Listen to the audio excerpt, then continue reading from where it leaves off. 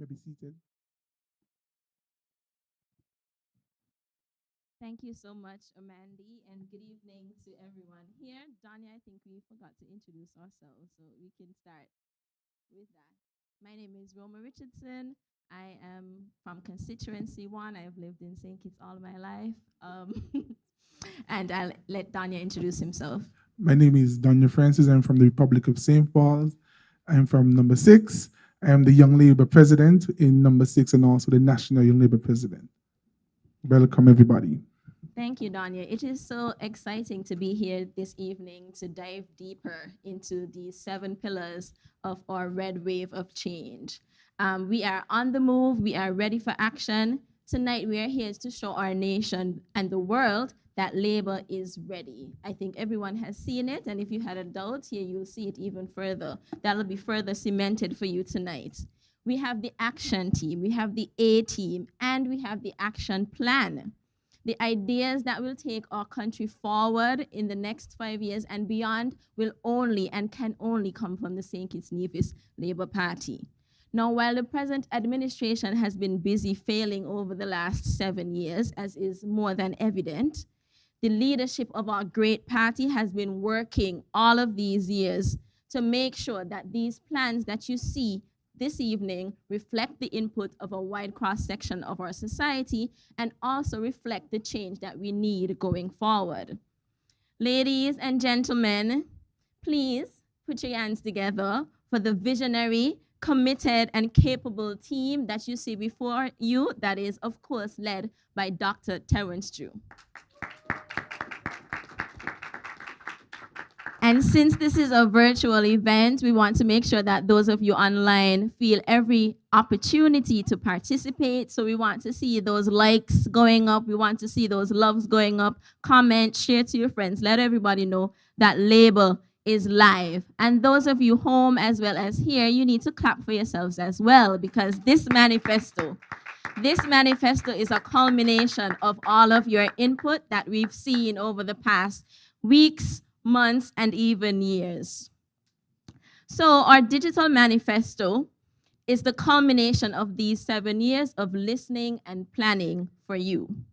Many of you would recall back in December of 2018 when our party signed the historic Code of Ethical Conduct, which consecrated our commitment to serving our people with respect, honor, and integrity. We were the first and the only party in our federation to do this. And we did it because we firmly believe that the oldest and strongest party in the federation has to do something like this. It is our duty to lead by example and to set the standard for others to follow. The St. Kitts-Nevis Labour Party has always set the standard. Tonight, we do so again with the unveiling of our red wave of change. And ladies, gentlemen, citizens, and residents, we welcome you today to this event to provide you with an opportunity to learn more about the 7 pillars, to delve more deeply into them, to ask questions, to share your comments and your concerns on the live, and we'll take all of those into consideration. This event tonight is another example of our commitment to inclusive and open governance, where you, the people, will always be put first. So without further ado, let's get straight into it. So we'll begin with a presentation on how to navigate the online manifesto. Before we get into that, let's take a little break. You all can talk amongst yourself and we'll listen to some music in the meantime, and then we'll come back in and get straight into the presentation about how to navigate the online manifesto.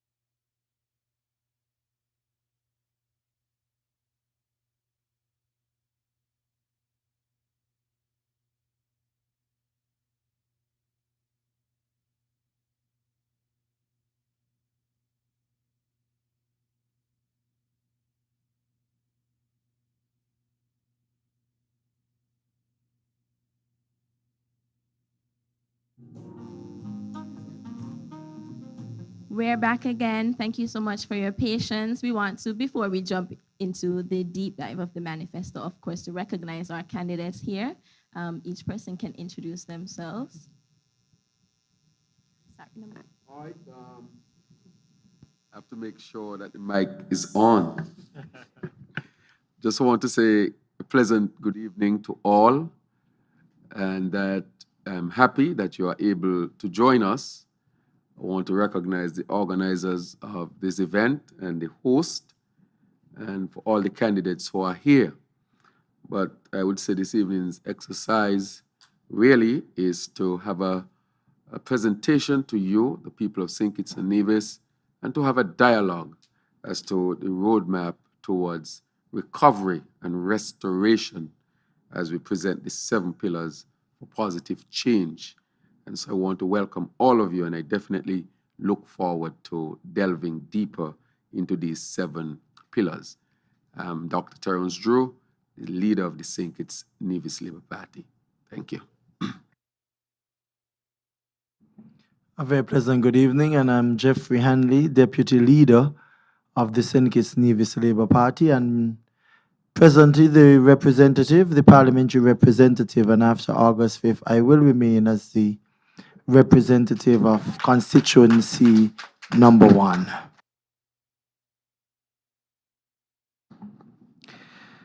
Pleasant evening to all. I am Samuel Duggins, candidate for constituency number 4 for the St. Kitts-Nevis Labour Party, and will be the next parliamentary representative for constituency number 4. A pleasant good evening. I am Kenneth Douglas. I am the candidate for constituency number 5 of the St. Kitts-Nevis Labour Party, and I'm the future Minister of Sports for this federation. I'm looking forward to working with all sportsmen and all sportswomen of this federation of St. Kitts and Nevis. Thank you.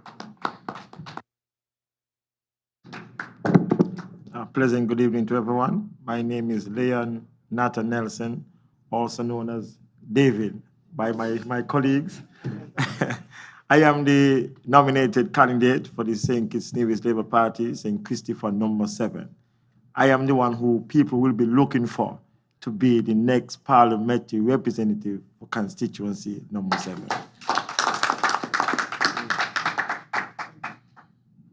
Thank you to our candidates, and the other 3 candidates. 2 of them are on the way, 1 of them couldn't make it. But this evening is going to be a lovely evening.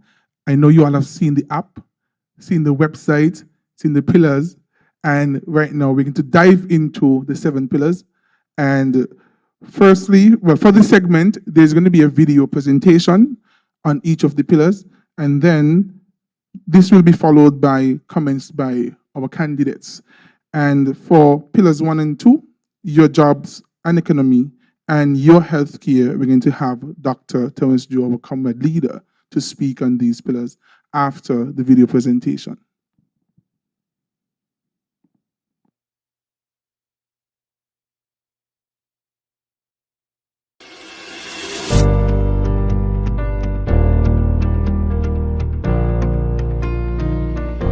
Pillar 1, your jobs and economy. Pillar 2, your healthcare. Pillar 3, your housing and social protection. Pillar 4, your education and scholarships. Pillar 5, your governance. Pillar 6, your sports and entertainment. Pillar 7, your environment and food security.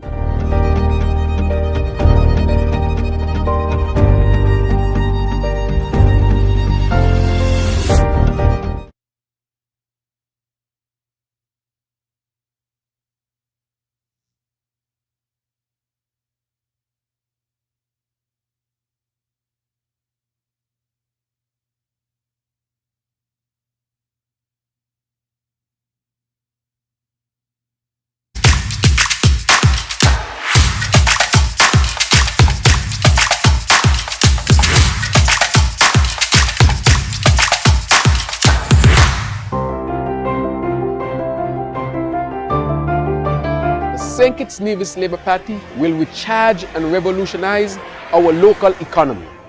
We will increase the minimum wage to $500 per week and introduce price control legislation to help you keep more money in your pocket. We will institute VAT Day 3 times a year, giving you a total of 6 low VAT days per year instead of 4. We will establish a Ministry of Small Businesses for the representation and equipping of small businesses to prepare them for a competitive marketing environment, and also create a small business stimulus package. We will also implement a Start from Zero tax package to stimulate all small businesses, which means zero hassle, zero duty, and zero application fees. We are serious about investing in small businesses. Everyone is destined to earn and save more money under the leadership of the St. Kitts-Nevis Labour Party, myself and my team. We are bringing the red wave of change. Join us.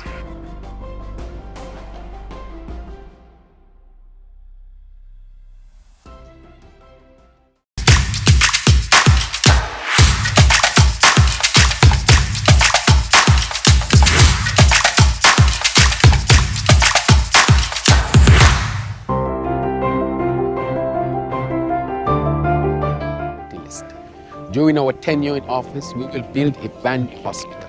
We will put an end to the undignified practice of forcing our people to use an MRI machine at the Biomedical Center, aka Monkey Farm. We will equip our new hospital with its own MRI and CT scan. We will equip our new hospital with its own MRI and CT scan machines, as well as other life-saving and diagnostic equipment that a responsible government should do.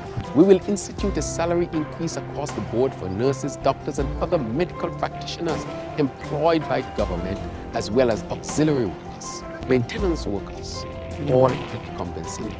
Your new Labour Party will also introduce a housing allowance and risk pay for all essential workers in the country, and deliver a comprehensive healthcare system that will slash the cost of healthcare services for all of our people in our nation. Healthcare is supposed to mend you without breaking your pocket, and we won't stop there. During our term in office, we will also introduce a national cancer control policy to deal with the #1 cause of death among our people, which is cancer. I ask you to join the red wave.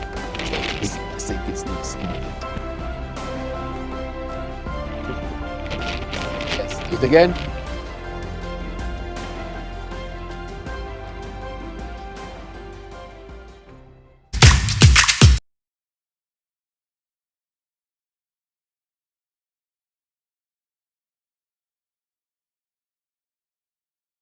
Again, as we would have seen, 2 video clips dealing with the jobs and economy, and the second one that would have delved into our healthcare. I want to really focus on both, but especially with the jobs and the economy, as you would have recognized that we are going into what is called the post-COVID reset with respect to the economy. The people of our federation know that quality of life is directly linked to a vibrant national economy, as you would have known. And therefore, we want to create a sustainable economy. And we'll do a number of critical things to make sure that the economy works for the people of St. Kitts and Nevis. Our focus would be on innovation, and the presentation of our digital app today shows our commitment to that type of approach, and we will introduce that in the economy. We would have spoken about an e-government, which of course facilitate the functioning of the government, making it more efficient and also making it more effective. You know, sometimes you have to do business with the government, and especially when you're doing business as far as the economic aspect is concerned, and you have to wait days even to pay for certain things, even to get basic things done, and that consumes time, that consumes a lot of resources that could have been placed in other ways. And so having an efficient government where we'll use the technology and create an e-government will help to facilitate and more a better functioning of our economy. The other aspect is that we want to diversify our economy. As you would have seen, that we have become very dependent on the CBI program. Not that the CBI program is important, but it just has to be another aspect of our economy, because once again, it can be very fragile, especially with what we are hearing. Nonetheless, we'll do everything that we can as a government to preserve it, because it, of course, can be used as a means to facilitate national development. However, we must diversify the economy. We must look at the orange economy, the blue economy. We must look at restoring tourism, especially in this post-COVID era. Our tourism is being affected significantly and negatively because of regulation of where people have to ask for permission to come into St. Kitts and Nevis. I have met with hoteliers. I have met with people who are in the industry, and they are saying to me that people are refusing to come to St. Kitts and Nevis because they have to upload all sorts of things on a computer. This makes no sense, and it's holding back tourism, and as a result, we are being affected negatively. When it comes to job creation, there has been no innovative plan put forward to really increase the number of jobs, good jobs, stable jobs. And so we have decided that we want to re-stimulate the economy. And so part of it would be to have a number of infrastructural projects taking place so that we can employ thousands of people. And these would include, but not limited to, the construction of the new hospital, the construction of the new Basque High School, and the construction of at least 2,000 homes. But there are other infrastructural projects that we will undertake.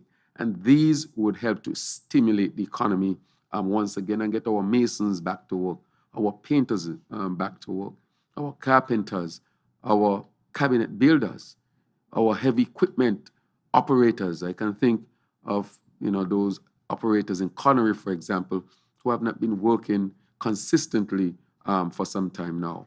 And we know that this would generate a significant number of jobs. And just imagine, all of these persons who will be employed, they have to pay their children school fees, send them to school. They have to go to the local shop, buy milk, buy sugar, buy bread, pay a bus.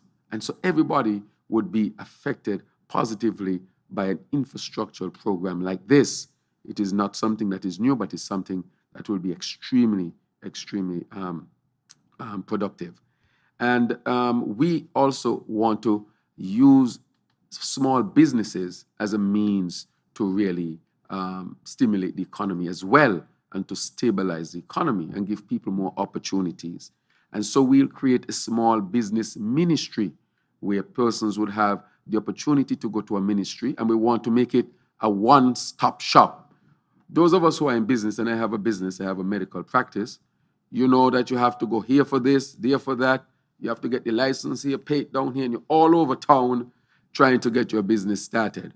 We want people to be able to come to a small business ministry, which would have different aspects to it that would deal with the issues that small businesses have to deal with. And as a result of that, we think that it would work more efficiently and it would encourage more people. I want to see people who have ideas of their shops, who have ideas, these innovative ideas. I have always spoken of a young man who has a mobile barbering business and can't get a business loan. We want to make sure that these innovative and new ideas of doing business, that these are made mainstream and the necessary support, be technical, financial or otherwise, be at hand for our new small business owners and even our business owners who need support going forward. We spoke about the orange economy as well. And I see our entertainers here, EK, the real right entertainer, real profession. And entertainment, I've said, and I said it on the radio, from all scientific analysis, human being will figure out how to meet all their demands at some point for energy and material things. And entertainment will become the center of human existence to a great extent. That is a scientific prediction. So entertainment has to be taken very seriously, even if we don't believe that it will go that far. And so we have spoken of creating a performing arts center. Comrade Connors would have spoken about that. we would have spoken as well of creating professional studios and creating the opportunities, as Comrade Samuel would have spoken about, to get our entertainers out there so that they can perform not only at the local level, but regional and international level. And when it comes to our economy, we also want to look at the cost of living. And as I said last night in Connery, we are going to look at what we consider to be food, clothing, and so forth that people use, that our citizens use, and we are going to cap those prices. We are going to do what we have to do, whether it be to lower taxes, to sit down with those in the private sector who are involved in this industry, and we are going to do what is necessary to make sure that the cost of living does not go up. Right now, it is too high. And with the new Labour government after the 6th of August, it will come down. We will attack the cost of food, clothing, and other things, and we'll also attack the cost of fuel in St. Kitts and Nevis. We will not allow a gallon of fuel to be sold to our people above a reasonable cost. And that is why we took some time, because I would have said to the country when people were asking, what is Labour's plan? And I kept saying, we have to meet with our economic team because what we present to the people must be practical, must be realistic, but at the same time, must respond to the needs of our people. And so the cost of living will be dealt with. And when we look at all of this, we are hoping for a diversified economy where everybody would have a fair shot to do their best. And quickly, I will go into healthcare. I have spoken so much about healthcare that I've delved into a lot of other things. But when it comes to healthcare, I think that the case is straight. I don't think the people right now only trust one party when it comes to the issue of healthcare, as they only trust one party right now as it relates to the issue of jobs and economy and the other sectors, of course. But when it comes to healthcare, just to point out, I was in a discussion last night and somebody said, but Dr. Joe, all I'm hearing about sometimes is a new hospital. I said, people hear about the new hospital because that rings in their ears. But I've spoken about so many other things before we got there.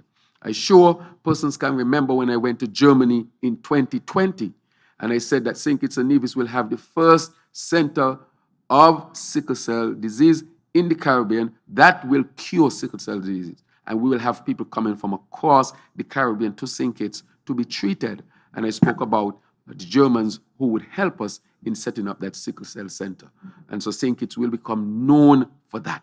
So if you're living in Jamaica and you're thinking about curing your sickle cell disease, you will be traveling to St. Kitts for that. I spoke about, of course, having the necessary equipment and the intellectual intervention from the Germans in terms of helping us with radiology and the reading of MRIs and X-rays and CT scans and so forth.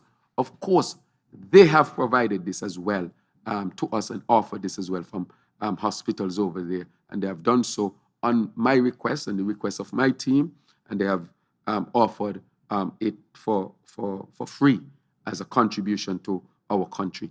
Also, to discuss the issues of training our nurses, doctors, upgrading their skills to have the necessary specialists in the hospitals so that we'll have less people who would need to go overseas, and those who will need to go overseas will have the support of the government. Because when people have to go overseas, most of the time is because of life-saving intervention, medical intervention that they would require, and therefore it will be incumbent on our government to assist them. And that is why I say all the children who have sponsorships going around are using GoFundMe.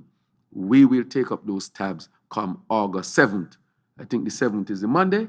That will be one of the first orders of business to make sure that those children lives would be taken seriously and to be given the necessary funding to take care of their health. We also spoke about mental health and to make sure that we approach it very seriously. We talk about aging with dignity, making sure that the health of our elderly population is taken care of. One of the sad things that's happening in St. Kitts and Nevis is that when you reach the age of 75, you lose your health care. And the life expectancy now is above 75 years old. So it means, therefore, that when people need health care the most, that they are denied the health care. And that would be part of our Aging with Dignity platform. In addition to that, every Kitts-Nevis resident will have access to good health care. They will have their health care card, their health card, and that they will be able to use in the doctor's office, at the pharmacy, at the radiology lab, any services require for their health, they can use their card. I know presently insurance companies are telling people, not all, but the majority, go to the doctor. After the doctor charge you, then you file some form to be reimbursed. Then why you have insurance in the first place? We want that you go to the doctor, you swipe your card, and whatever the small copay is, you pay it then. You go to the pharmacy, you swipe it, and whatever the copay is, you pay it. So this means less money out of your pocket, more money stays in your pocket, and you would have the security that you can cover your healthcare costs. And so we'll go not only to national health insurance, but a universal healthcare system, which will be built on a number of principles, which include access, quality, of course, efficiency. Those things we will start to include so that people can get the proper healthcare. St. Kitts will become known for that. I am very secure with our plan as far as that is concerned. And so we'll delve with the hospital. We need a new hospital. The hospital cannot be locked down. The hospital is not fully air conditioned. The hospital roof leaks when it rains too hard.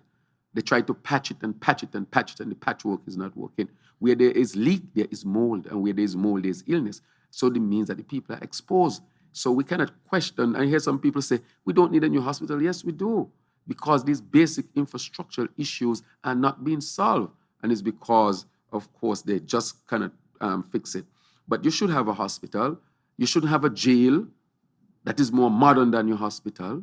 Can you imagine your jail will have air conditioning and all these things and fancy things, and you're going up to a hospital where you have to use a fan that is blowing hot air, and the birds are laying nests above you in a light bulb, and you're going to the toilet and it's not flushing and stuff like that, and you can't get a sheet change in time. And so you see, there's a lot of other things that have to change, from the structural, in terms of the physical, to the organizational, to the approach of how healthcare is, and to really cut down on the waiting time. How much of you go to the hospital and you wait out there for hours even before somebody comes out to speak to you as to why you're at the hospital? Those things are structural changes in terms of organization that they have to change. So the physical and the organizational and the delivery of healthcare will change at the hospital, not only at the hospital, but at the community level. But the community level is not as bad, I must say. And you will have the dignity of having an MRI. And we'll have different types of MRI, the closed MRI, the open MRI, and different types of CT scan. These machineries, equipment, they're not that expensive anymore. They're very accessible and reachable. When you see the price of a machine, you're like, so why don't we have one? And we know it's because of the corruption in the system. And we should end that and make sure that our people have access. And so we will be known for our healthcare system. We have touch base with the necessary people. We have enough human resource who want to help. We'll touch base on the EMS. Also, we create an EMS bay. We'll have paramedics so that they can graduate from EMTs up to paramedic, so that when the person will come in an ambulance to pick you up, you know that the person who is well trained. And therefore, that will help significantly with the confidence in the system. So there are a number of structural changes that we have to make, and we have the plans for you. And only the St. Kitts-Nevis Labour Party can really, really deliver these at this time. And so I'll stop there, and I've said a handful of things, and let my other colleagues have the opportunity to speak. Thank you so much, Dr. Drew. I feel healthier already. I know that my future, my health and well-being is in a good place, will be protected and prioritized with Labour. And we want to hear from the audience that's tuned in on YouTube, that's tuned in on Facebook. As we are speaking about our plans, diving deeper, tell us what you love about the plans. Say, I heart the St. Kitts-Nevis Labour Party's plans for jobs because I love the idea of medical tourism. I love the St. Kitts-Nevis Labour Party's plans for healthcare because I want to make sure when I go up at the hospital, I don't have to leave to provide my own supplies. So say whatever it is you love about the St. Kitts-Nevis Labour Party's plans. As we continue with our program this evening, we'll switch to Pillar 3 and welcome our presenter, Leonata Nelson, who will talk about your housing and social protection after we watch the video.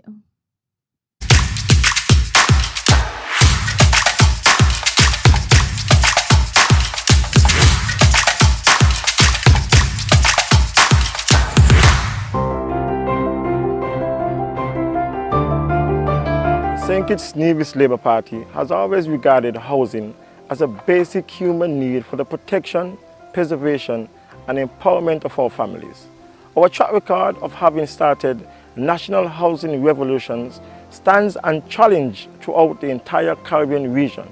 Your new St. Kitts-Nevis Labour Party government will introduce the land distribution program geared specifically towards increasing youth ownership. We will also place duty-free concessions on all furniture and building materials for housing constructions or renovation, valued up to $500,000, $500,000. We are bringing the red wave of change. Join us.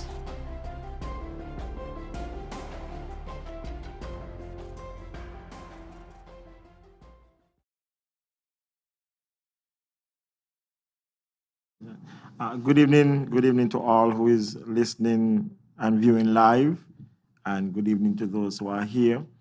My small part of this contribution tonight is to speak on housing. I won't be as long as Dr. Joe, so I have to save some of my voice for when we go to Tabernacle this evening, and I'm sure you know I have a lot to say when we get to Tabernacle this evening. But Labour regards housing as a basic human need. I believe it's right if we affectionately call ourselves the Housing Solution Party, because we've demonstrated that over the years. From 1995 to 2015, we delivered over 5,000 to 5,000 families homes that transformed their livelihood. People became new homeowners. They were excited, and they still are, as they can look forward to our commitment in these housing revolutions that we want to establish as soon as we get in. Our commitment to 2,000 homes to be built across all 8 constituencies. That is way more than you could account for of this government. By the time the houses are distributed and my allotment of 250, and then we go to Marshall's 250, just like that, we've passed the government in one short year. So, you know, people have the right to hope for the best when it comes to housing, because the St. Kitts-Nevis Labour Party, in its commitment to build affordable homes, affordable new modern homes in a housing revolution, not just to build housing 2 bedrooms and 3 bedrooms, but we want to make sure that we establish high-rise apartments so that persons who are transitioning from college, who is not in a position to build a home just yet, can afford those type of apartments so that they can settle in while they transform their livelihood and go onto they take that next level in their lives. But more so, we want to change the way in which that we do our housing distribution. No longer should people wait until a house is constructed to say that you are the owner of a house. Those are the old days. Under this Labour government, from the time the lot has been identified, from the time construction has started, you should be told that you are approved and that house is yours. So that gives you enough time to prepare yourself mentally, physically, financially for that new task of becoming a new homeowner. So we are going to be the pioneer of change when it comes to housing revolution in St. Kitts again. And I hope that the people are excited. When August 5th have come and passed, we will then transform housing in St. Kitts and Nevis again. As I said, I won't speak too long, so I'll allow my next colleague to do their part. Thank you.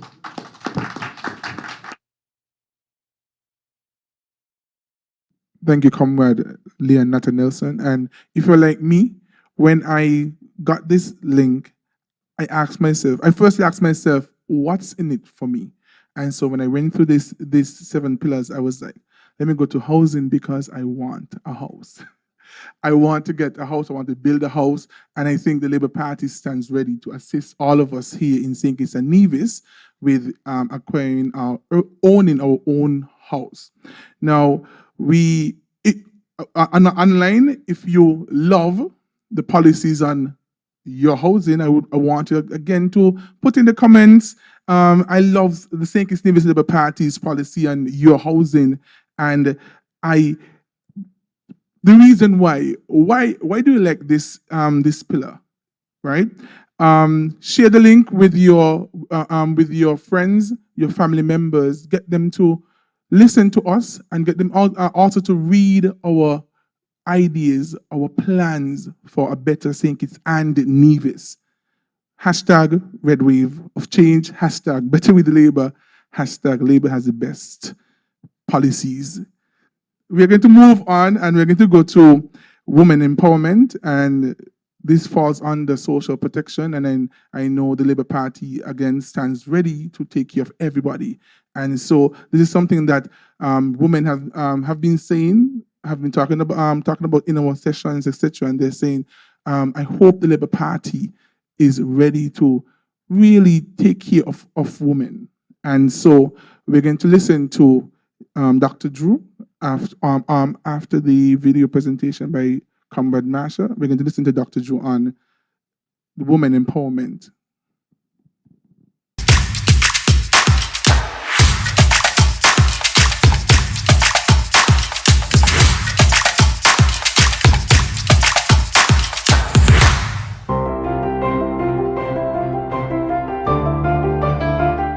The St. Kitts-Nevis Labour Party firmly believes that our country is only as advanced as its women.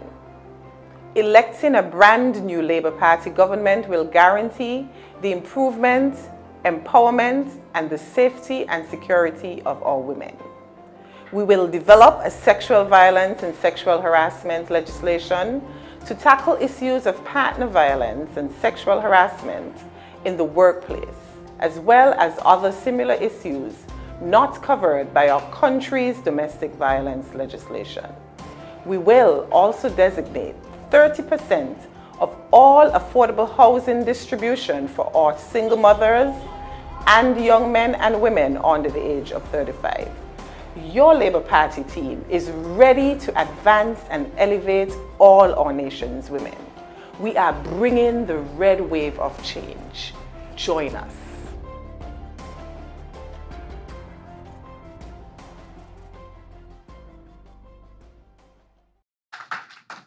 So I'll go through this quickly. Comrade Marsha is not here with us, and so I will share with you what we have planned with respect to that as we delve deeper into this.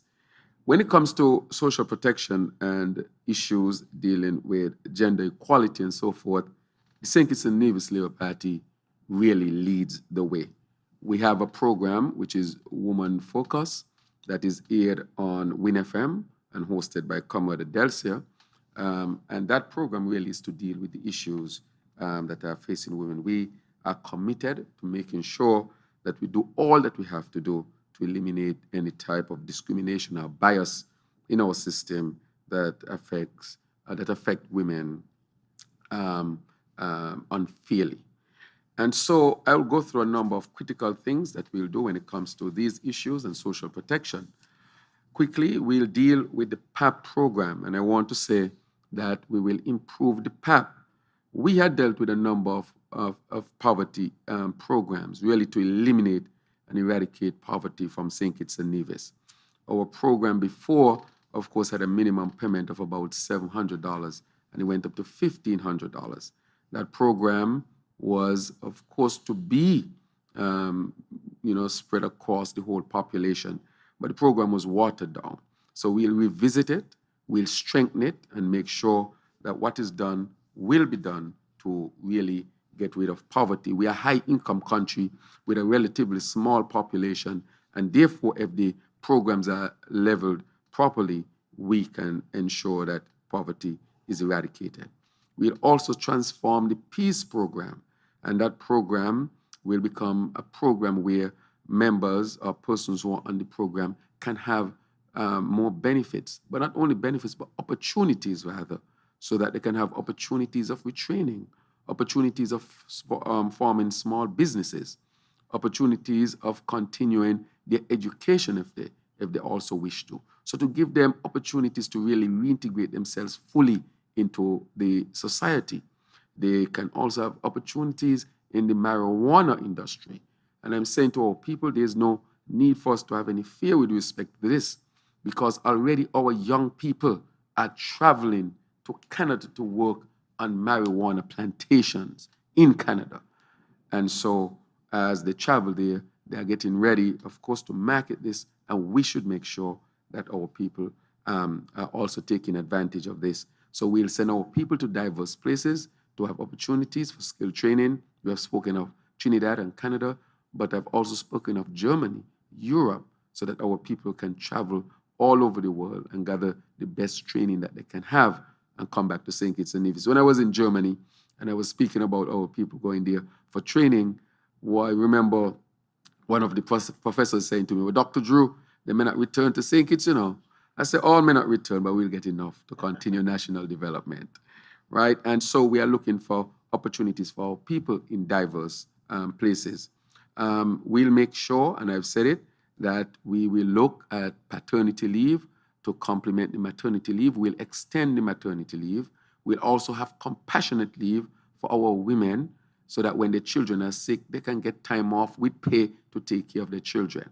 And when they give birth, they can have enough time to bond with their child, with their partner by their side. So this is really to strengthen the women as well. When it comes to that, we are looking at Social Security, where we want to have a minimum old age pension. There are people on Social Security receiving $400, some receiving $500. They would have worked all their lives, but their contributions may have come in at a time when they were working for very small salaries. It's not really a reflection on how hard they work. It's a reflection on how little they were paid and how they were taken advantage of. And we cannot have them continue to suffer even into their old age. And so we are looking at a minimum payment of what Social Security would pay once you would have made the necessary contribution over the years. And that would affect our elderly population, especially based on our Aging with Dignity plan. As I said before, we look at the funeral allowance. It is $2,500. You know, people, when you look at the overall contribution, $2,500 is not enough to bury them. And so we have to revisit that. Maybe a few years ago, or maybe 2 decades ago, that would have been a significant amount to give somebody a dignified burial. But today, with inflation and the cost, it has gone up. We look at elderly daycare, which I've been speaking of since 2013. Our elderly population must have a place to go during the day and not just stay home. We want to thank the church for really filling in and doing a lot of these activities. So I want to give a shout out to the church and thank them very much. We must join the church and enhance the program of taking care of our people. When it comes to sexual violence and sexual harassment, we have to make sure that we become tighter on those things. There's a lot of sexual violence in St. Kitts and Nevis, a lot that is spinning off in a lot of mental health issues, depression, anxiety, or that is leading to physical issues such as high blood pressure, obesity, cancer, and so forth. Those are the hidden things that sometimes we don't want to talk about, but we must talk about them. We must unearth them and deal with those issues and have protection for our women who are living in very dangerous homes by creating safe homes and safe spaces for them and their children. And as I've said before, when it comes to the boards in the government, any government board must have at least a good representation of women on it. And we are going to challenge the private sector to do the same thing, because there's a concept. If you are not at the table, you are on the menu.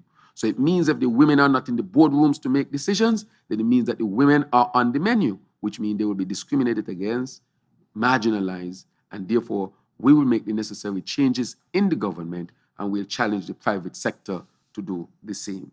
And with that, I'll bring it to an end. I think I've spoken a mouthful on social protection and women issues, but this will be a very important aspect of us going forward. Thank you very much. Thank you so much, Dr. Drew. That was a mouthful, and for somebody who is rooted in the gender field, music to my ears. So those of you online, we want to hear what you loved about what Dr. Drew just pointed out, whether it is tighter responses and more supportive, more empathetic responses to sexual violence, to sexual harassment, with the hope of eradicating it entirely. Paternity leave, which is so necessary in our country if we're talking about increasing fathers' representation and performance, participation in the home, then we have to give them opportunities to be there. So that's important as well. Compassionately, we have so much going on with us, and all of these things will be so beneficial to us, especially coming out of COVID, and its music, like I said, to my ears. And I want to hear those of you online tell us too. Tell us what you love about our plans for women and our plans for social protection, using I Love the St. Kitts-Nevis Labour Party's policies about women and social protection, and tell us, of course, why you love those policies. We're going to move into our next pillar, which is Pillar 4, your education and scholarships. And we'll first watch a video and then welcome our speaker, Dr. Jeffrey Hanley.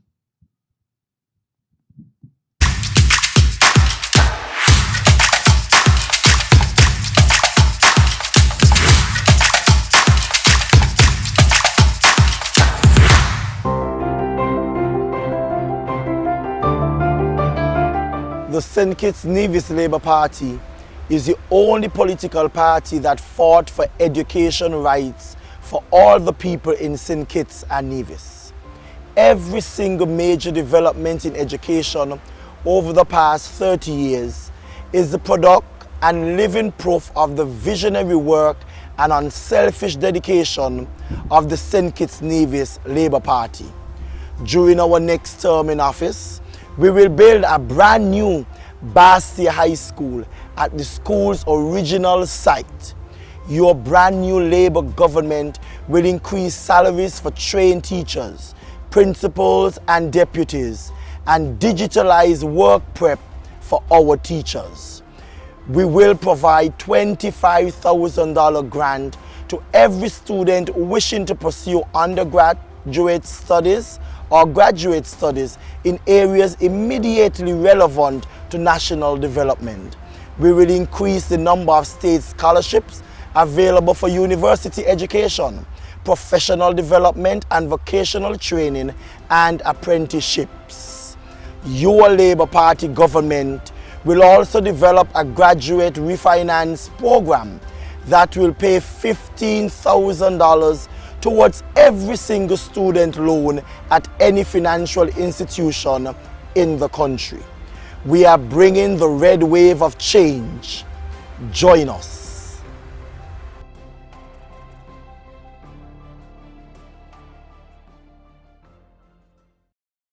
As a trailblazer in the education reform from as early as 1965, the Labour Party recognizes that the education system is overdue for overhaul and renewal.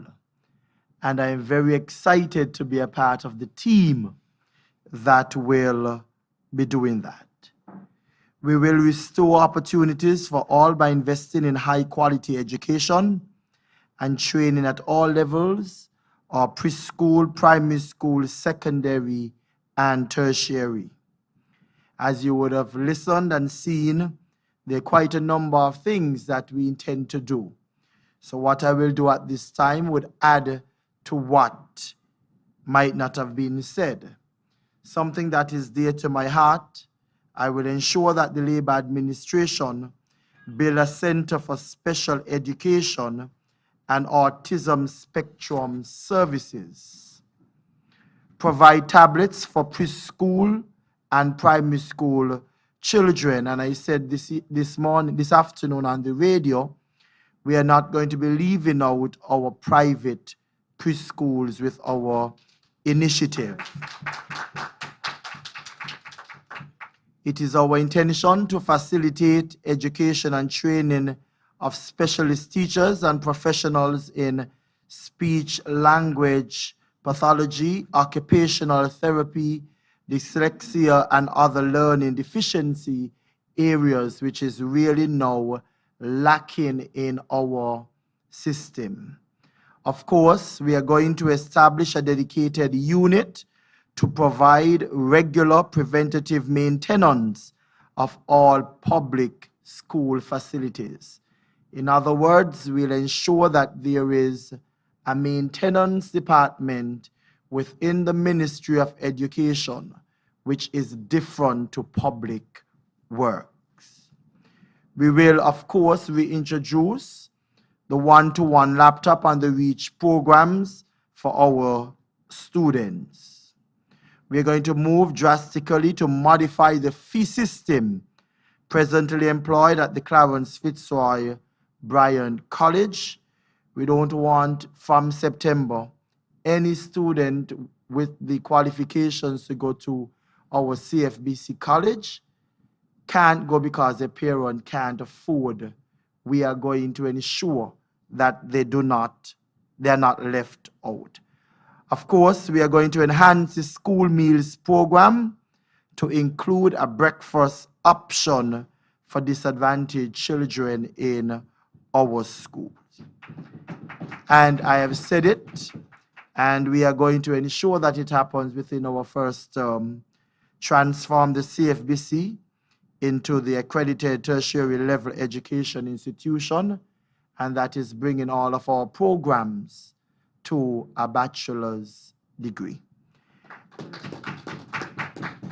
And I've heard the cry of our teachers, and I carried it to our colleagues, and I'm happy to present to us this evening that we are going to explore the feasibility of instituting a resource allowance for teachers to assist teachers with the purchasing of teaching supplies and materials. Teachers work hard, and I think that these little initiatives will make sure that they work even harder so that they can make sure our nation youth are well prepared and they will excel. I'm excited to be your new Minister of Education come August 5th, and I'm with your August 6th. Yeah, the election is the 5th. And well, we're going to hear it before. We're going to know it before the 5th, the 12th midnight. Yes. Thank you very much. Thank you, Comrade Jeffrey Hanley. And as an educator, a teacher for almost 10 years, I'm really excited to see you working to improve the education system here in St. Kitts, working to develop the teachers, help to develop the teachers and the students. And I was hoping to hear something about the scholarships because I am a professional student and I want to go away to do my PhD soon. And I know Dr. Terence Joe, our common leader, he spoke about going to Germany. So I hope to go. I'm good there to pick up some German. I can speak Mandarin because of labor. I went to Taiwan to study. I did a bachelor's degree there and then came back to work, and Dr. Douglas said, no, go back, finish up your master's, and I went back. And so I'm ready again for labor to send me away to do my PhD. And so I'm happy as a teacher to hear all of these plans and ideas, maintaining the schools, providing us with resource materials and a stipend. And I know from canvassing, a lot of young people are saying they would have stopped going to college because of the REACH program being stopped. And so some of them, they're willing to go back to college once we reinstate the REACH program.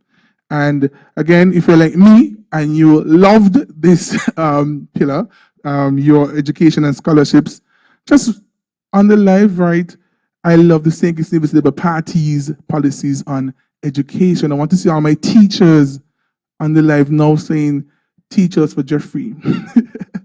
Teachers for Jeffrey, Jeffrey for education, labor for education, labor for the development of St. Kitts and Nevis. We're going to move right into Pillar 5, your governance, and we're going to show the video first, and then Mr. Conris Maynard would give us some comments on this pillar.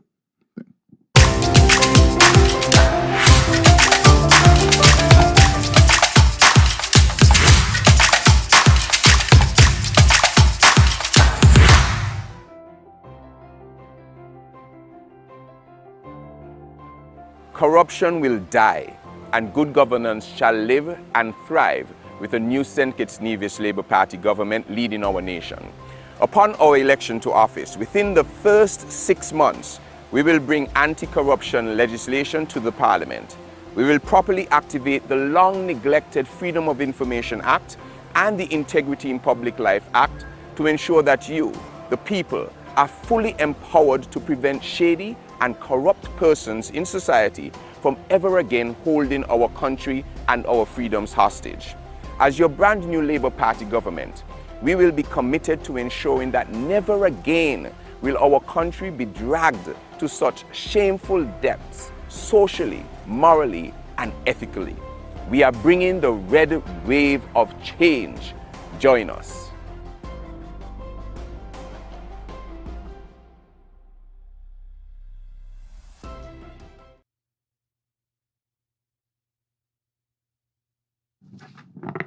Pleasant good evening to all here and those of you tuned in via social media. I'm responsible for discussing this evening Pillar 5, which deals with your governance. And the St. Kitts-Nevis Labour Party is serious about good governance, and we are prepared to be held accountable for our actions and decisions. That is why within our own party, the St. Kitts-Nevis has already adopted the historic code of ethical conduct by all executive members of the St. Kitts-Nevis Labour Party. In so doing, our party has demonstrated that we are putting good governance at the forefront of our organization and the federation. For the good that we can do is our defining motto. To get good governance, you have to first elect good people. Labour stewardship will be directed to the needs and interests of all and not just the favored few. And so, within the first 6 months in office, a new Labour Party administration will introduce anti-corruption legislation. We will finally operationalize the Freedom of Information and Integrity in Public Life legislations, including provisions for an information rights unit. We will completely repeal and replace the Public Accounts Committee because that was stripped of all its teeth under the outgoing administration. We will activate and operationalize the Electoral Boundaries Commission, and we will ensure equitable access to government-controlled media by all political organizations. And we will go further than that throughout the Labour Party administration. We'll establish a commission to review the constitution of St. Kitts and Nevis, including but not limited to, of course, electoral operations, fair electoral boundaries, etc. We'll establish a code of ethical conduct for all ministers of government and emissaries. We'll ensure the effective training and performance criteria for permanent secretaries and other senior officials. We'll review salary scales and implement bonus system that rewards performance through yearly results-based assessments. And we will restore the image of St. Kitts and Nevis as a trusted partner in and contributor to regional, hemispheric, and global affairs. We will institute a diaspora committee or unit to engage with our diaspora. These are just a few of the policies that we will take on as a new St. Kitts-Nevis Labour Party administration. And we come to you this evening without being too lengthy, like my other colleagues,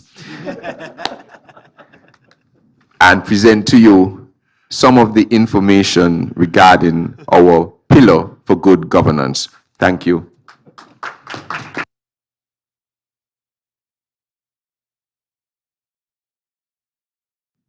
Thank you so much, Mr. Maynard. I appreciate your brevity as well. And if you loved that pillar, and I know so many Kittitians do, between healthcare, governance, education, governance is probably top of many of our lists.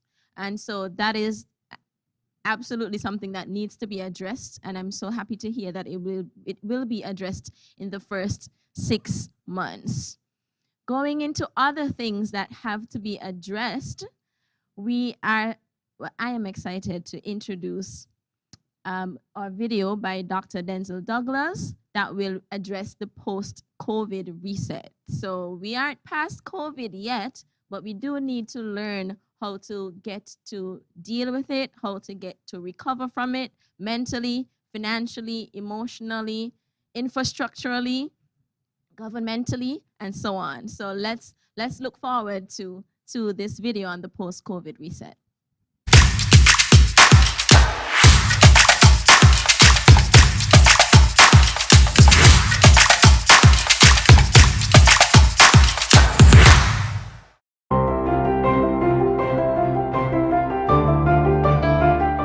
The COVID-19 pandemic has hit our people real hard, causing widespread unemployment.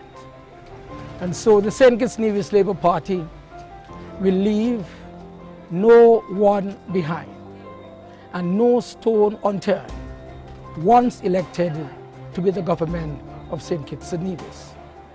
We will ease the squeeze for our people. We shall extend the Social Security income support of $1,500 per month for an additional 6 months for all who lost their jobs. We shall then replace this by a permanent unemployment insurance of $750 per month to all those who are unemployed and are actively seeking work. We shall institute a standard non-duty policy on barrels and containers of foodstuff, of course, up to 400 pounds in weight. We shall also stimulate the construction sector to, of course, create jobs and to ease the burden for aspiring homeowners. All citizens of the Federation will be entitled to the following: all new construction or renovation on residences valuing up to $500,000 or $500,000 will be entitled to VAT-free on all materials and furnishings, duty-free on all materials and furnishings, plus zero down payment on mortgages with our indigenous banks. Your caring Labour government will put people back to work and stimulate our national economy. We are bringing the red wave of change to our country again. Join us. It is always better with Labour.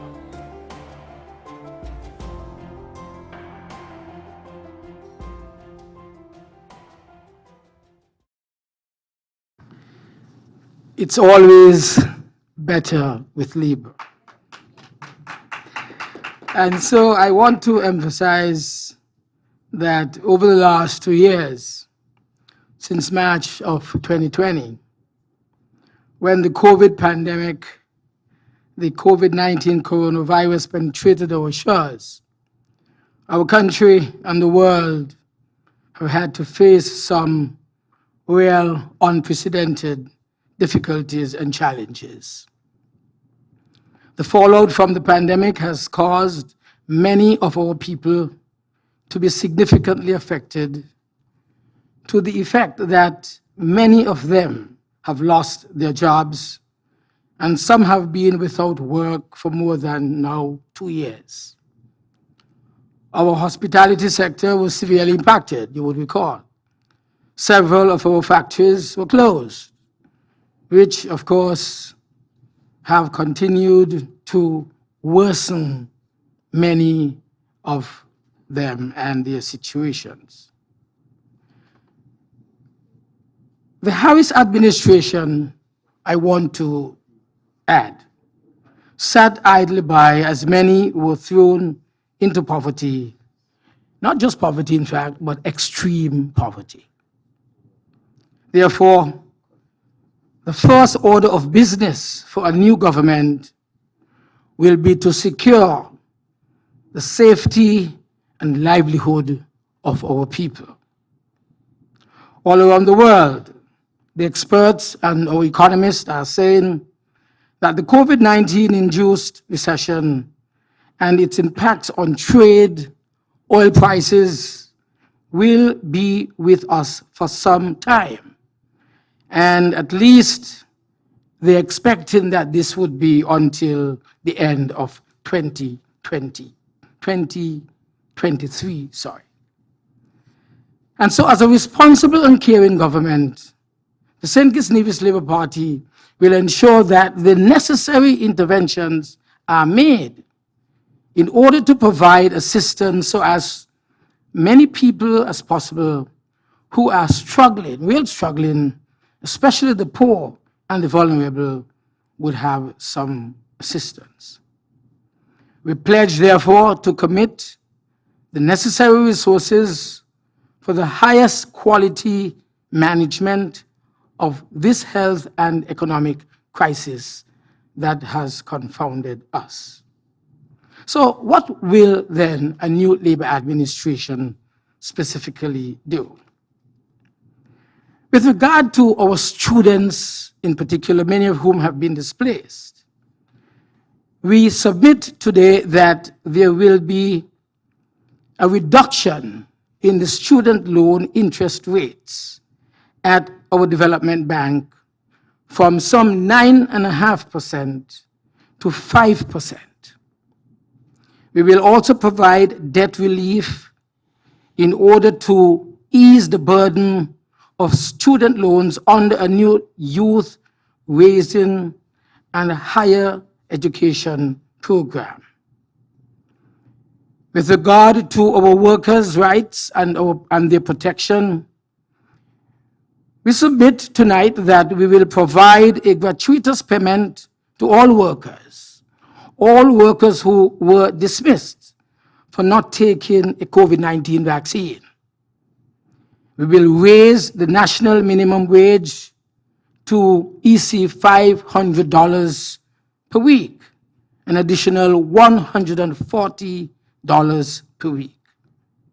We shall introduce an industrial court and enhance workplace health and safety protections. We shall extend for another 6 months the COVID relief income support in the amount of EC $1,500 per month for unemployed persons. The income support mechanism will then be replaced by a permanent unemployment insurance facility in the amount of some $700 per month. We also want to emphasize that we shall tackle immediately the cost of living. And how will we do this? We will stimulate the construction sector by offering to all citizens of our federation the following entitlements for new construction or renovation projects up to some $500,000, $500,000. And this will involve the following: VAT-free on all materials and furnishings, duty-free on all materials and furnishings, 0% down payment, 0 down payment for mortgages offered by indigenous financial institutions in order to obtain the following. We shall also reduce the VAT rate from 17% to 13%. We shall eliminate all VAT on taxes. We shall extend the full discounted VAT to the package, not just at Christmas time, but to 3 times per year, specifically Easter, summer, and of course, Christmas. We shall implement a 1,000 credit for electricity consumption by all households. For vehicle purchases, again, we emphasize that VAT will be exempt on the first EC $50,000, with VAT at the standard 13%, changed or charged, I would say, thereafter. Barrels, e-container, or D-containers of foodstuff up to 400 pounds in weight will be allowed free of duty and taxes. And our travelers and non-commercial importers will receive a duty-free allowance of EC $540 or US $200 off the cost, insurance, and freight, that is CIF value of all of these goods. Finally, we wish also to stimulate the small business sector, and we have a plan to do just that. Firstly, we shall reduce payroll taxes for small and medium-sized businesses of up to 20 employees. Secondly, we shall implement what we call a start from zero, zero hassle, zero duty, zero application or application fees tax package in order to stimulate our small businesses, and this will include the following: duty-free vehicle for all small businesses which are startups, duty-free on all equipment and furniture for all startups as well within the first year until the business is fully operationalized. We shall establish a Ministry of Small Businesses to give small businesses a voice and so equip them with all the necessary tools to survive and thrive in a competitive environment. Further, there will be reduction of the unincorporated small business tax by increasing the tax-exempt threshold from some EC $6,000 to EC $12,000 for all service providers and some $37,500 to $50,000 for all of our retailers. Finally, we shall make automatic to all registered and producing farmers and fishermen a duty-free concession on seeds, on agricultural inputs, on vehicles, on boats, and also on insecticides, pesticides, tools, and agricultural implements. We believe that with these measures, we should be able to stimulate the small business sector here in St. Kitts-Nevis and put our people back to work. Thank you.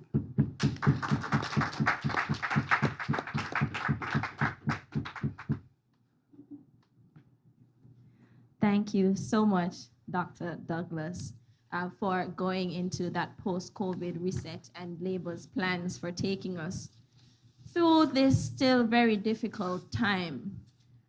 If you're like me, and economics is not my thing, but I know when I go to the supermarket or when I go to do a business anywhere in St. Kitts and Nevis, what it costs me now versus what it used to cost me before. I know every time I go to put in gas, I'm like, has the gas price gone down?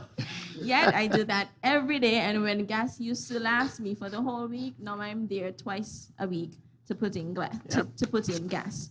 So those of you listening, you heard about the increase in minimum wage that will happen. You heard about the protection for workers, especially those that were dismissed for not taking a COVID vaccine. And if you look around the country now, in terms of the remnants of COVID, all you see left is the hand sanitizing machines, a lot of which are empty. So to say that we went through all of that hassle, all of that forcing people to do something that they did not agree with, now for us to be enjoying music fest in the thousands, not even wearing masks when we go out, you see that it was a calculated effort to suppress our people, to force our people, to ensure that we were able to control them. So you need to remember that when you go to vote on August 5th.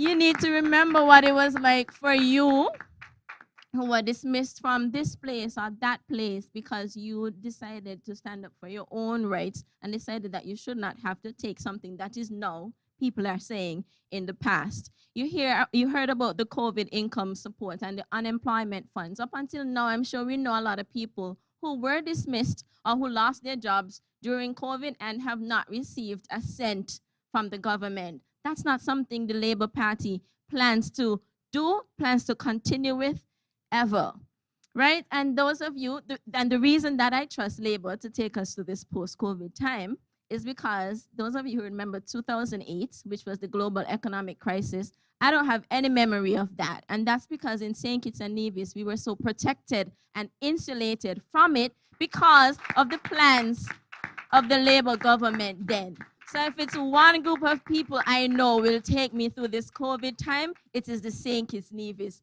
Labour Party. And lastly, you heard about all of the plans to help the economy recover, including duty-free. So with an increase in the number of times we can get duty-free for the year, my advice to those of you here, those of you listening, is to start your online shopping now, because these sales should not miss you. And if you are interested in reading further about the manifesto, if you were not able to get it online, you can message this WhatsApp number, 662-6732, and ask for it to be sent to you. We'll take a short break right now and go into some music, and then we'll come back with Pillar 6 through 7, and then we'll question and answer and wrap up our session.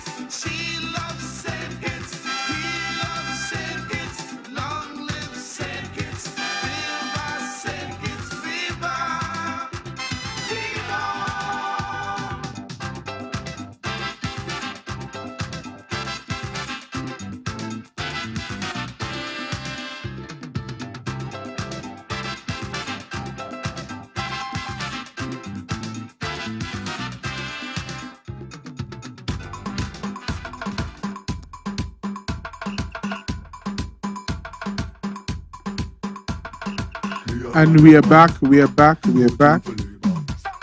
Long live St. Kitts and Nevis. Long live the St. Kitts-Nevis Labour Party. Viva St. Kitts and Nevis. Viva St. Kitts-Nevis Labour Party. We're going to go into Pillar 6, and this is your sports and entertainment. We'll first have the sports section by Mr.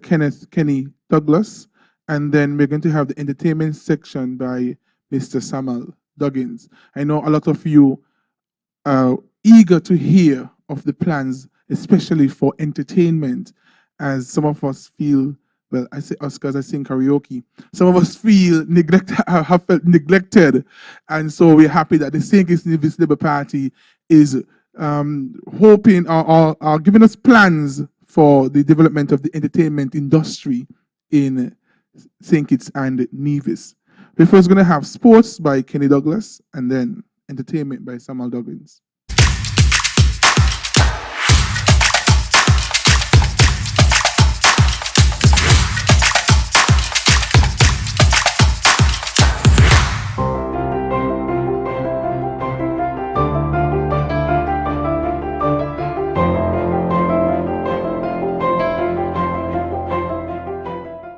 The St. Kitts-Nevis Labour Party, when elected to office, will revolutionize sports in our federation. We will build a national indoor sporting facility of the highest quality during our first term. It will be second to none in the region. Your Labour Party government will make sure that the sporting facilities in every single community are upgraded, from providing proper lighting to modern locker rooms to our athletes in every sport. We have also incorporated into our sports and athletic elevation plan the introduction of medical insurance packages that will be provided to all national sports representatives. Under the leadership of a St. Kitts-Nevis Labour Party government, every sportsman and sportswoman can rest assured that they will get the proper support, attention, recognition, and respect long overdue to them. We are bringing the red wave of change. Join us.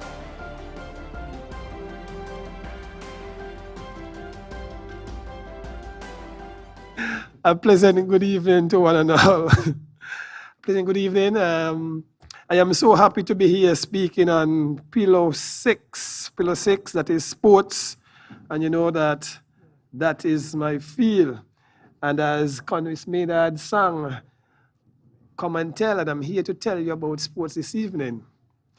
So yes, so the St. Kitts-Nevis Labour Party sees sports as a necessary and vital component in the wholesome development of our young people and the population in general. Sports provide opportunities to all young people to reach their fullest potential. The St. Kitts-Nevis Labour Party will revitalize and aggressively pursue a national youth policy that leverages the vigor, the energy, creativity, and talents of our youth and give them a voice in the most serious and important national debates. Listening to our young people about the issues that matters to them most is that they are very, very important to the St. Kitts-Nevis Labour Party. Youth are the center of our policies and all of our programs. Our nation needs our youth in finding solutions in the 21st century. Without the full participation of our young people, our nation would simply be incapable of moving forward into a future that is prosperous, peaceful, and productive. I am eager to unveil my plans, our plans, for a multi-purpose indoor facility. And para los que habla español también y quieren jugar béisbol y softball, vamos a construir un estadio donde ustedes pueden jugar deporte como béisbol y softball. I want to say we must dedicate a park for baseball and softball, which are preferred sports for the residents of Dominicana, Cuba, Venezuela, Colombia, and even for the Americans who live here. We are going to develop plans for a corporate entity to finance, develop, manage, and most importantly, maintain our public sports facilities. Your Labour government will make sure that the sporting facility in every single community are upgraded, from providing lighting to modernize locker rooms for our athletes in every sporting discipline. We have also incorporated into our sports and athletic elevation plans the introduction of medical insurance packages that will be provided to all our national sports representatives. under the leadership of the St. Kitts-Nevis Labour Party government, every sportsman and every sportswoman can rest assured that they will get the proper support, attention, recognition, and respect that is long overdue to them. I told you before, we are going to build a national indoor sporting facility and ensure all outdoor sporting facilities in every community are equipped with the appropriate lighting, bathroom, and locker room facilities for both players and spectators alike. This is Pillar 6, our sports.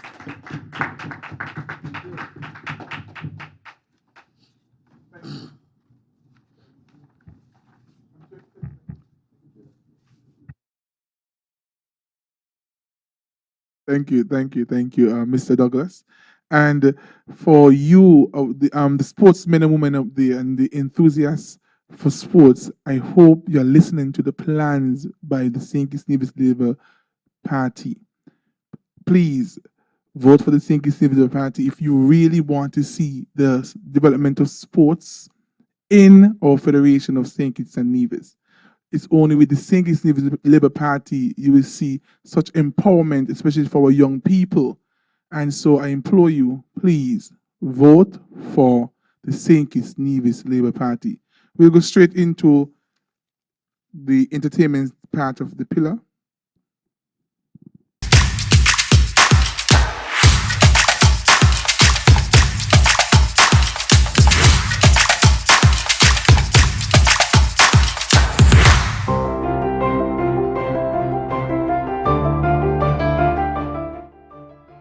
Your new St. Kitts-Nevis Labour Party government will build a thriving modern arts and entertainment industry in the Federation. Our artists are the preservers and propagators of our culture and our identity as Kittitians and Nevisians. We will build a National Performing Arts Center and Academy and equip it with the necessary tools to help our artists hone and display their crafts, from music to dance to painting and sculpting and more. We will introduce fiscal incentives for all our creatives to reduce their costs in areas such as the importation of equipment, instruments, and other raw materials required for their craft. I know this especially has been a challenge faced by many of our DJs, musicians, and entertainers. It will become a thing of the past under the progressive leadership of a Labour Party government. We will also work to strengthen and improve regional and international networks so that growth, development, and increased business opportunities for local artists are ensured. We are bringing the red wave of change. Join us.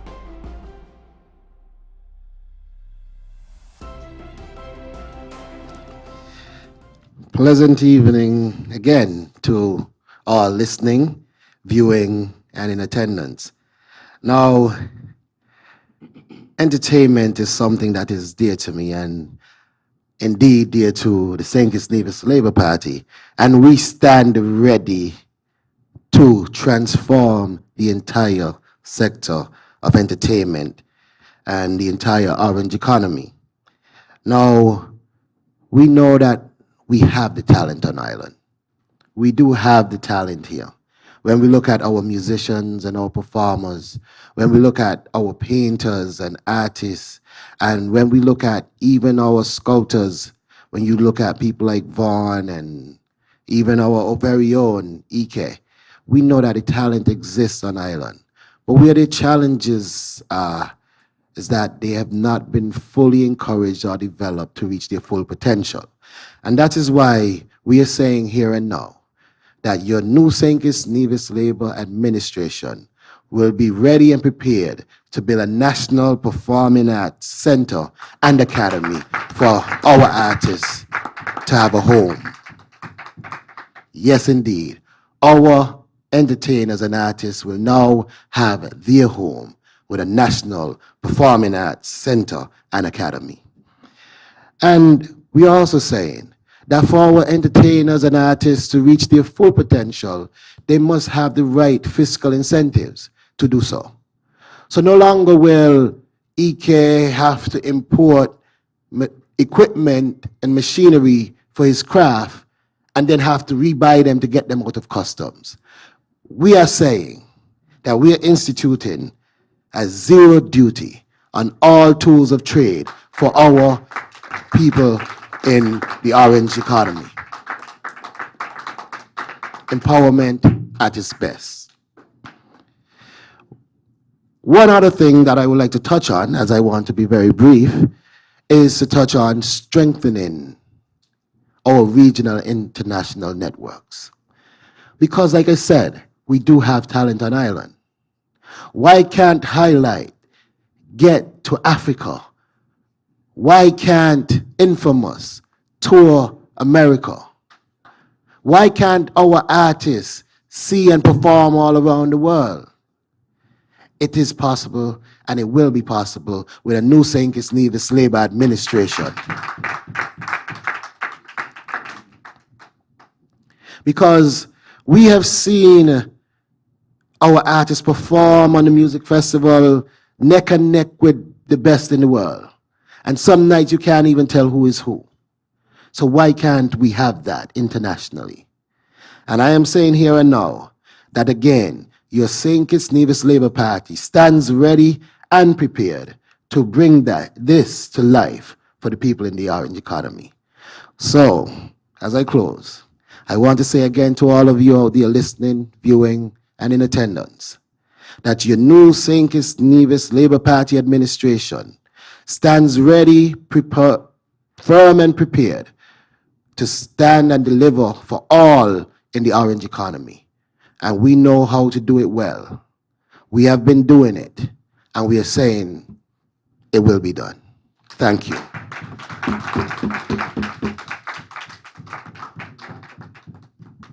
Thank you, Samuel, so much for that speech on entertainment, and Kenny Douglas too on sports.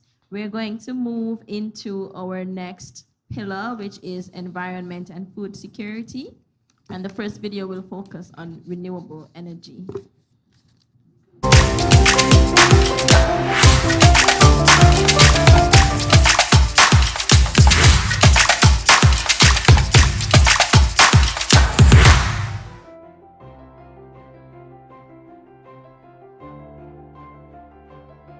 The St. Kitts-Nevis Labour Party has the best plan to transform our nation into the most environmentally friendly in the region. We will launch an island-wide solar energy campaign and ensure that affordable homes, including those constructed during our time in office, are equipped with solar panels to bring down electricity costs for hundreds of people. Your new Labour Party government will strongly encourage the construction of multiple solar farms and wind farms island-wide. We will also introduce incentives to encourage the purchase and use of energy-efficient vehicles, appliances, and other devices. Your Labour Party representatives are committed to drastically lowering electricity costs and putting more money in your pockets, all while making our nation cleaner and greener. We are bringing the red wave of change. Join us.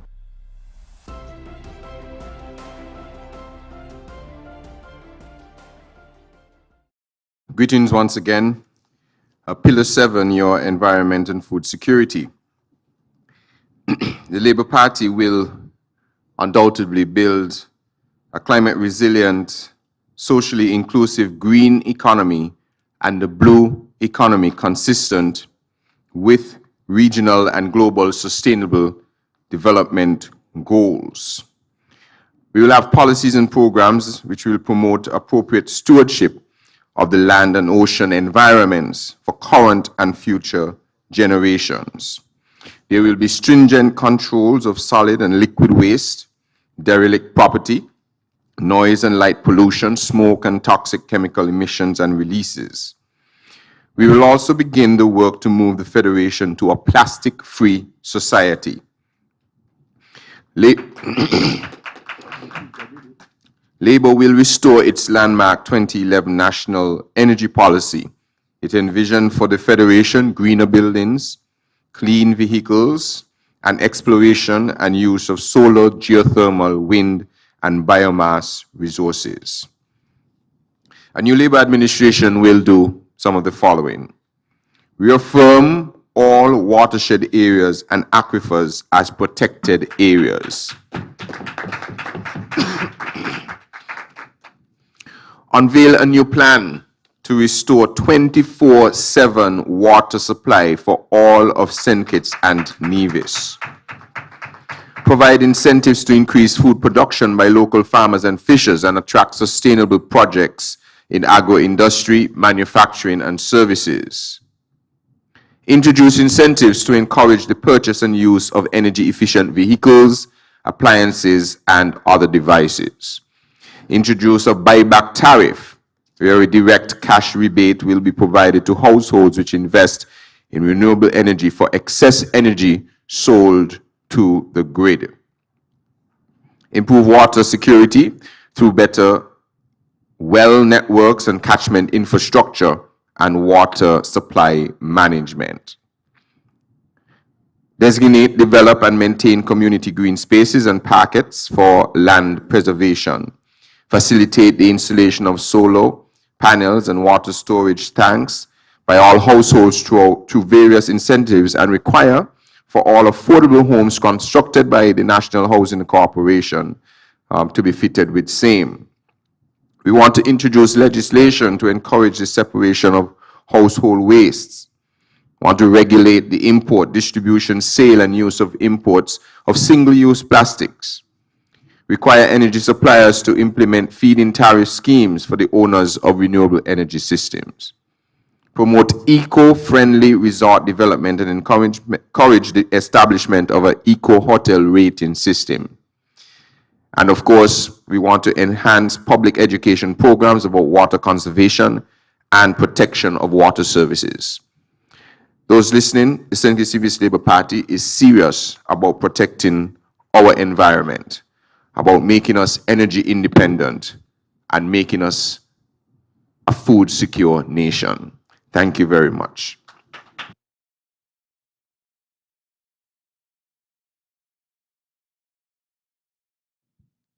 And now we'll go into the second part of environment and food security and see Samuel Duggins again, our resident farmer, talking about food security.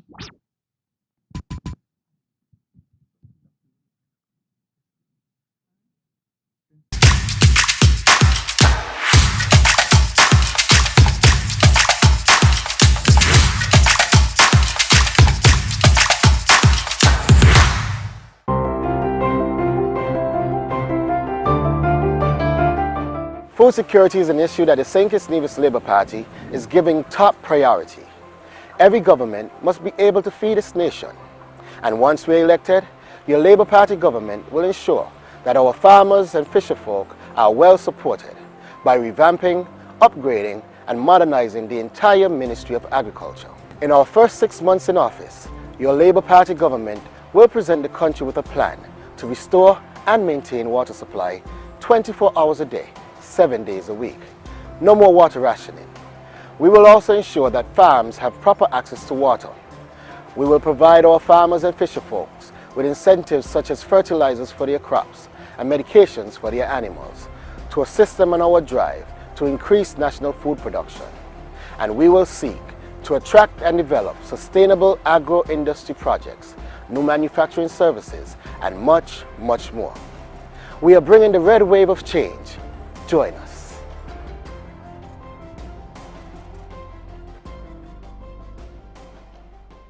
Discuss food security, I want us to recognize that as a nation, we are particularly challenged because we've seen it in COVID. As it stands now, we produce less than 15% of what we consume. And any day that those boats are unable to arrive at our shores, we will face a serious challenge of survival. And so we are saying that your new Labour administration will ensure that we can indeed feed ourselves as a nation. And we want to make a significant investment in our food security. And as we look at that, we look into our farmer and fisherfolk, both crops and livestock. Because at the end of the day, what we consume is the makeup of who we are. And what we are saying to our farmers, we recognize your challenges. We recognize that without adequate water, you are unable to supply and provide an adequate supply of food. And that's why we want to ensure that all farms will have access to water, adequate water, 7 days a week, 24 hours a day. We also want to ensure that all farms are fenced, because we know we have a challenge with the monkeys and the wild pigs and so forth. And so we cannot reasonably expect our farmers to produce food when they are being attacked by these animals. So we are saying all farms will receive grants to contribute to fencing, properly fencing these farms.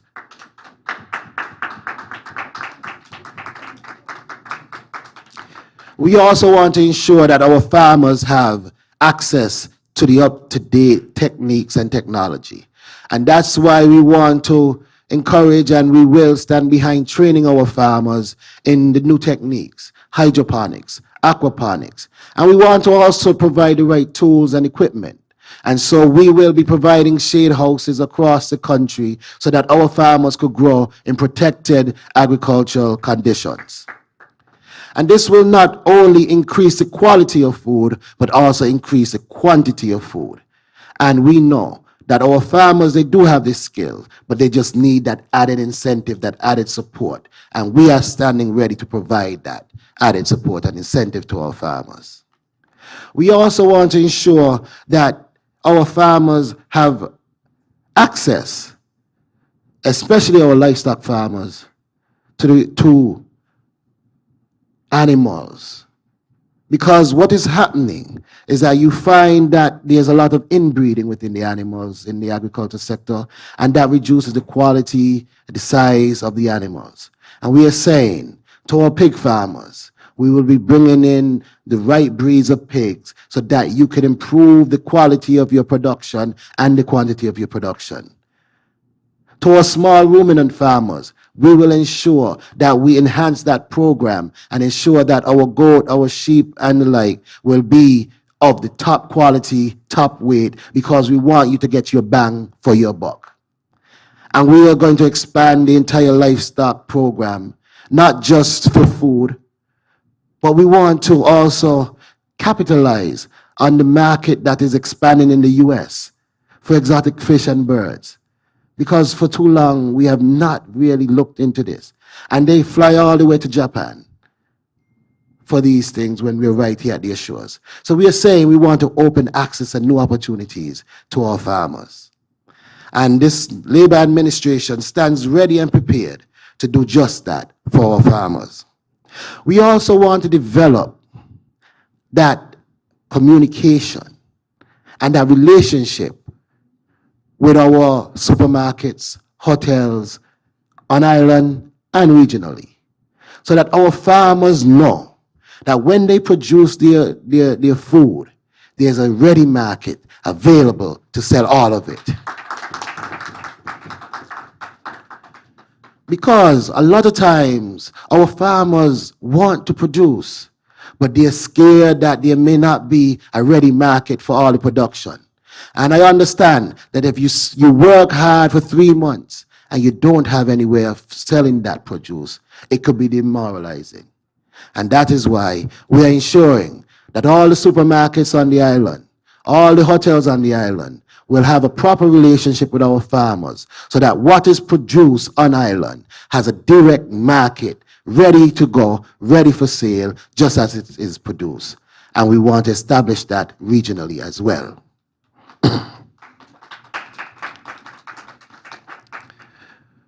But beyond that, I want to also touch on the idea of agro-processing. Because there's sometimes when you have that fresh produce that just needs to be preserved and developed in another way.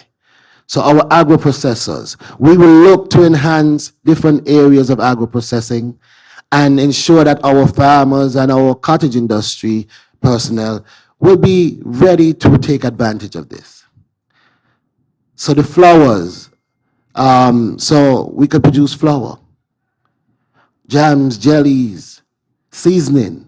We have so much ideas that we want our people to capitalize on. And we are saying the training, the equipment, and the resources will be made available to our people with a new labor administration.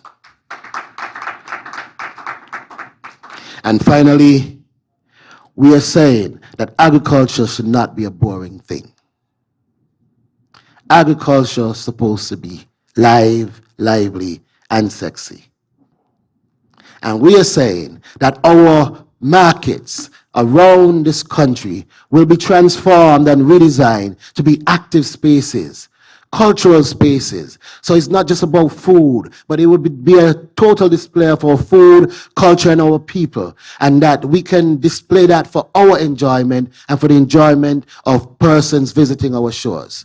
And the public market from Bastia, Sandy Point, and all around the island will be transformed into live, active public spaces, showcasing all that we have to offer, food, culture, and the likes. And this is a commitment by your new and incoming Labour government, as we are going to be on the 6th of August. Thank you.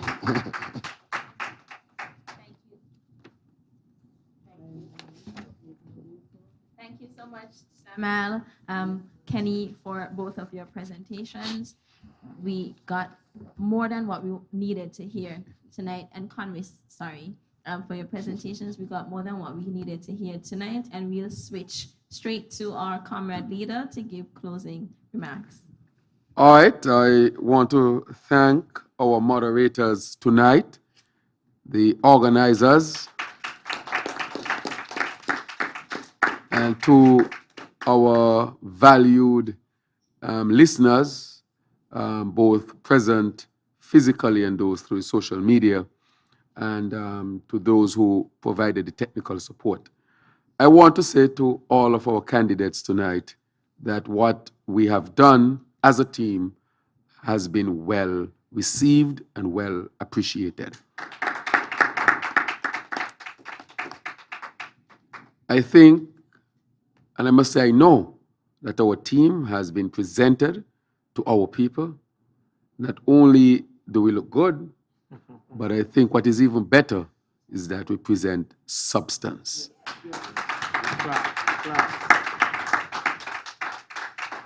And we have presented to you the 7 pillars tonight, with of course much more to be discussed. And in the interest of time, we have to cut at this point in time. But the discussion continues right up to the election and even after. And so I want to thank all of you for being here. Thank our candidates, and we look forward to continuing the dialogue and national development. We now move to Tabernacle for our massive public meeting, public rally with our comrade, the candidate for constituency number 7, candidate Leon Natter Nelson. See you there in a few minutes. Take care. God bless you. Travel safely.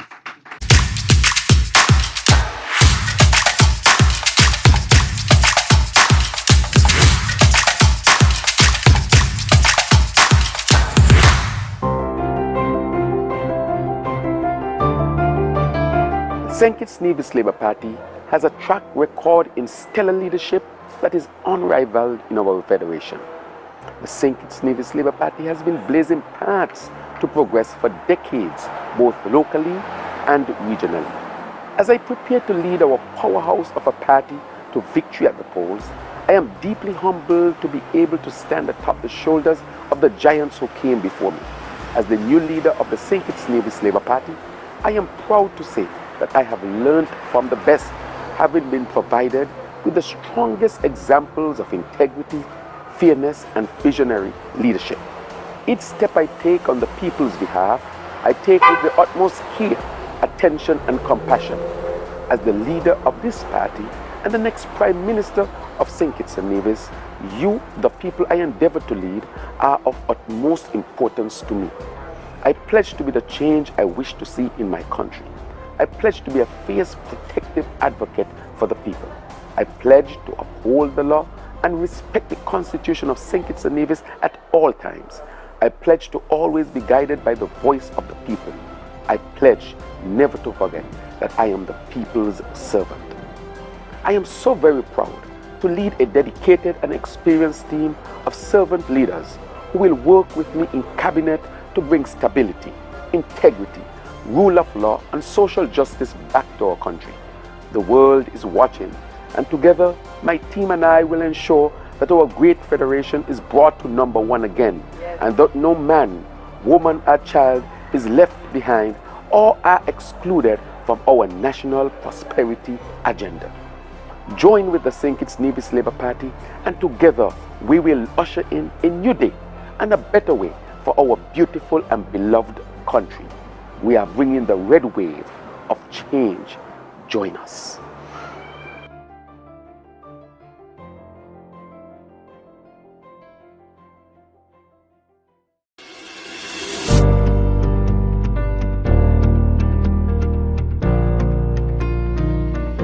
Pillar 1, your jobs and economy.